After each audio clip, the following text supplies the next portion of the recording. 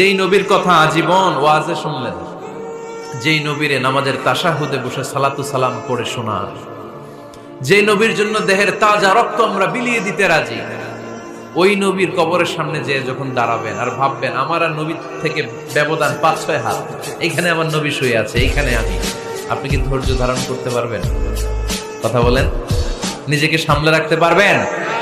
আমার নবীর কোন উম্মত প্রথম যখন উমরা করতে যায়, হজ করতে যায়, নবীর কবরের সামনে দাঁড়িয়ে নিজেকে সামলে রাখতে পারে না, চিৎকার দিয়ে কান্না আসে, চোখ দিয়ে ধা ধা করে অশ্রু ঝরে।